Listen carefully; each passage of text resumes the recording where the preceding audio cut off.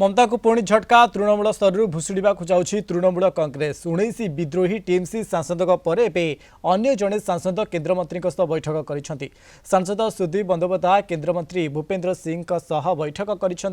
केन्द्रमंत्री भूपेन्द्र यादव बासभवन में बैठक कर उत्तर कोलकातार सांसद सुदीप बंदोपाध्याय सेठारे तीन शीर्ष नेता मध्य एक गुरुत्वपूर्ण बैठक बसी सूचना मिली तेज गतकाली 19 जन सांसद दस्तखत थिबा एक स्वाक्षर पत्र बाचस्पति को प्रदान करा किंतु से सुदीप बंदोपाध्याय को स्वाक्षर नथिला किंतु आजिर बैठक सूचना मिलूँ विद्रोही गोष्ठी नेतृत्व में सामान्य समस्या रही वर्तमान काकोले घोष दस्तीदार और शताब्दी राय यही विद्रोही सांसद नेतृत्व नेउछंती किंतु भूपेन्द्र को सुदीप भेटघाट एवं अन्य एक समीकरण को सूचाऊँगी अपरपक्षे मुख्यमंत्री शुभेन्दु अधिकारी उपस्थित में दिल्ली में विद्रोही सांसद मानक एक बड़ बैठक अनुष्ठित होपर आसंता सोमवार विद्रोही सांसद माने लोकसभा बाचस्पति को भेटी एक स्वतंत्र गोष्ठी गठन कर दाबीपत्र उपस्थापन करेंगे सूचना मिली।